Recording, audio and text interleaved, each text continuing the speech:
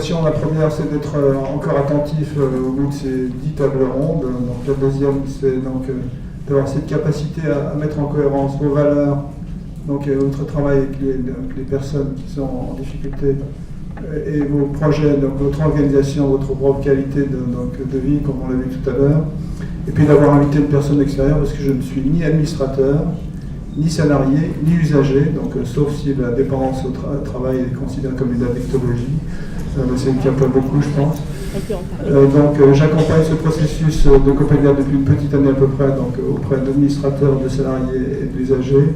On va témoigner une administratrice, Françoise Collier, donc une salariée, donc responsable d'une entité, donc on l'a dit, autour de la démarche Coppelia, donc qui est une démarche qui cherche à accompagner effectivement donc, des projets entrepreneuriaux au sein de Coppelia. Françoise. Bonjour, je m'appelle Françoise Corlieu, je suis administratrice depuis la fondation d'Oppelia, car j'étais déjà administratrice depuis de nombreuses années d'une association fondatrice qui était le Trait d'Union.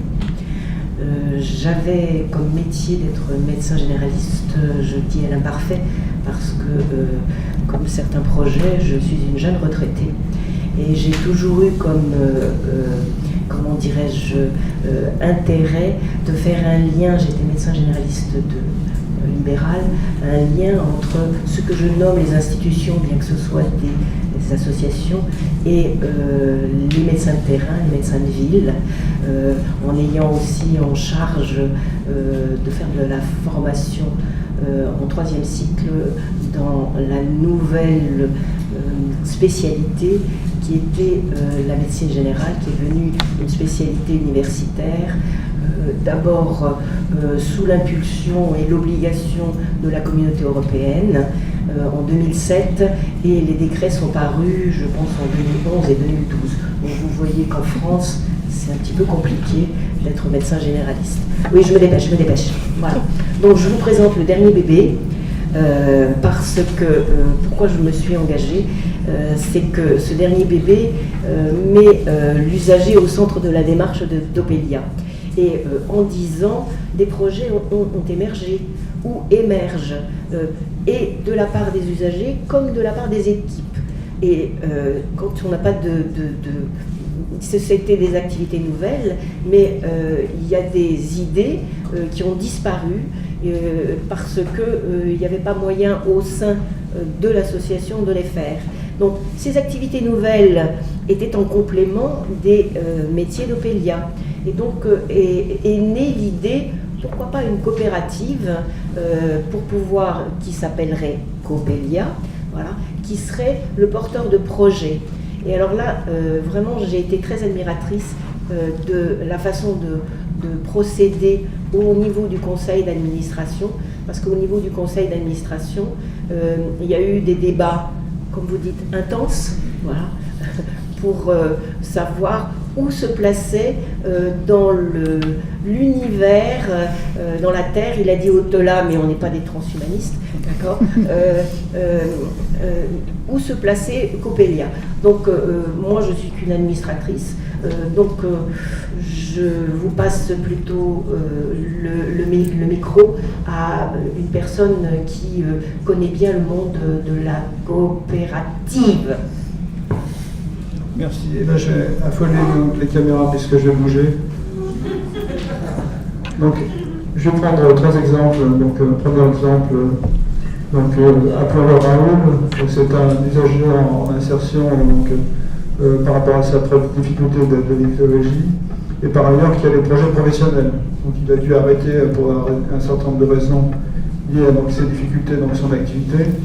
Et donc, ayant retrouvé un petit peu de cohérence et de capacité de projet personnel, il s'intéresse à son projet professionnel. Donc un deuxième exemple, c'est donc Albert, qui est médiateur santé-père. Albert qui est médiateur santé-père au sein d'Oppelia, et qui s'aperçoit que cette fonction de la capacité à accompagner par rapport à sa propre expérience d'autres expériences peut être développée dans d'autres structures qu'Oppelia.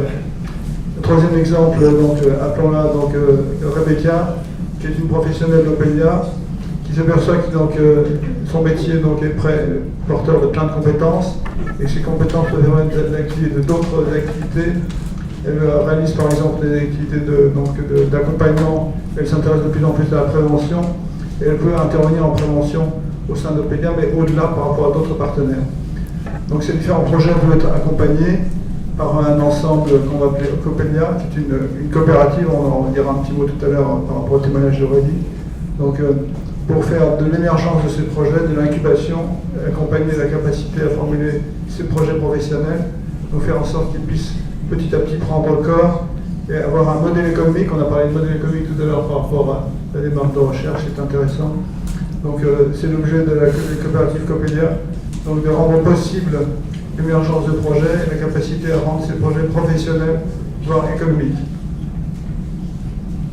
Ce qui veut dire qu'on aura au sein de Copelia des projets professionnels, de salariés qui peuvent demain se faire embaucher dans des entreprises via des dispositifs d'accompagnement, d'incubation ou d'embauche classique, des projets d'activité autonome, des personnes qui seront des indépendants, qui seront par exemple des médiateurs santé pairs pour plusieurs structures, ou des personnes d'Opelia qui peuvent rebondir par rapport à l'activité de formation. On a vu le projet d'Opelia, formation conseil, qui peut être un support d'accompagnement et d'accueil de ces personnes, ou des personnes qui ont une activité au sein d'Opelia, mais vont développer des activités personnelles ou professionnelles en parallèle, qu'on va voir avec Aurélie. Merci. Et moi, je vais rester assise. Je me présente. Aurélie Saladin, chef de service Opelia La Rose des Vents à Saint-Nazaire. La coopérative Copelia, elle s'adresse aussi bien aux usagers qu'aux salariés. Elle propose un cadre sécure de création d'activités.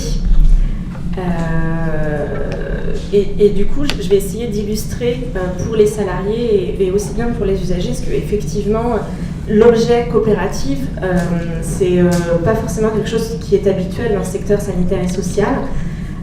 Moi, je suis très intéressée par le projet parce que du coup, j'ai eu une expérience précédente dans le secteur coopératif et je suis ravie que mes deux expériences se rejoignent et j'y vois beaucoup de sens. Et c'est vrai que pour les salariés au sein d'Opelia, Copelia peut apporter la possibilité de se lancer pour créer une nouvelle activité, qu'elle soit en lien ou non avec son métier.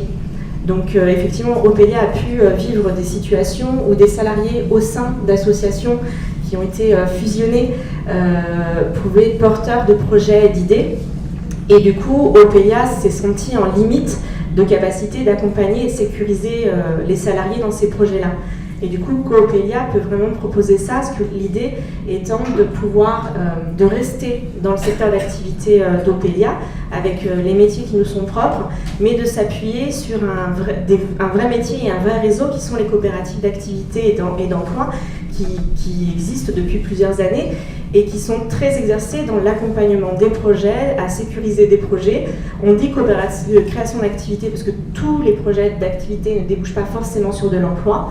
Et c'est pour ça que j'insiste sur la notion de créer un contexte favorable et sécure, parce que la création d'activité, c'est quand même un sacré saut dans le vide.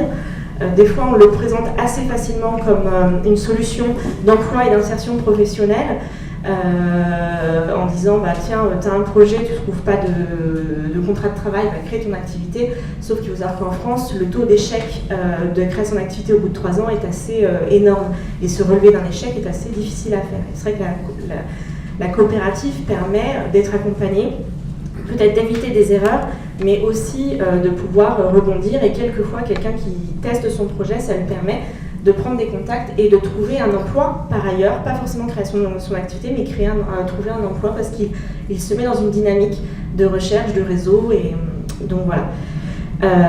Pour les usagers qui le souhaitent, la coopérative leur permet d'avoir l'opportunité de tester une envie, un projet dans un cadre, et encore une fois je le répète, dans un cadre sécure.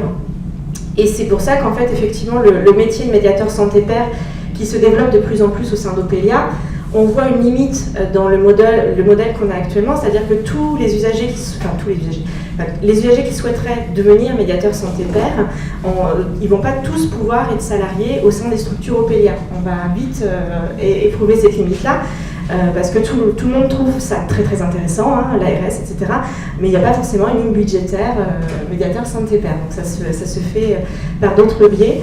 Et donc quelqu'un qui aurait le projet médiateur santé-père, il pourrait, s'il le souhaite, passer par la coopérative pour pouvoir développer, parce que la notion de médiateur santé-père, c'est pas intéressant seulement dans le secteur de la dicto, ça peut être intéressant sur plein d'autres secteurs. Et du coup, la coopérative, elle apporte une complémentarité dans le parcours d'accompagnement parce que également, au sein de nos structures, comme ce ne sont pas nos métiers, un usager qui aurait une envie, qui souhaiterait créer une activité, on va se retrouver en limite pour pouvoir l'accompagner. Et donc, du coup, ça permet vraiment une complémentarité et une richesse dans le parcours d'accompagnement. Merci beaucoup, Aurélie. Donc, une démarche que vous découvrez sur l'écran, donc je ne vais pas la commenter. Donc, un processus qu'on a testé donc, cette année, qu'on va chercher à développer au second semestre, qui nécessite aussi des appuis financiers, donc, parce qu'on ne peut pas considérer que Opelia soit le seul financeur de cette démarche. C'est de la prise de risque, a dit Aurélie, donc l'entrepreneuriat. Donc ça se finance aussi en termes d'accompagnement. Donc Armand Tartari qui est là, donc, ici, donc, nous aide à réfléchir à la manière dont on peut être payé par des fondations pour un équilibre économique qui ne sera qu'à moyen terme, puisque l'activité d'accompagnement se finance à terme par la capacité des entrepreneurs qui réussissent à financer leur propre accompagnement. Et puis un dernier mot pour susciter un petit peu d'écho autour de cette démarche et puis susciter donc, du débat. Rendez-vous donc, dans peu de temps autour de... Oui, effectivement, merci. Rendez-vous dans peu de temps donc, à Lyon pour la prochaine séance de travail, donc, où le matin on retravaillera sur des projets qui ont été déjà accompagnés en avril à Paris. Et l'après-midi, donc des projets nouveaux. Donc on a dit qu'il y a une densité de structure Opelia sur Rhône-Alpes qui est intéressante. Et puis Aurélie nous donne rendez-vous à Nantes en décembre pour une troisième rencontre autour de l'accompagnement de projet. Merci beaucoup de votre attention. François va dire le mot de la fin. Le We Want You, c'est pas pour construire un mur, hein, bien sûr. Merci de votre attention.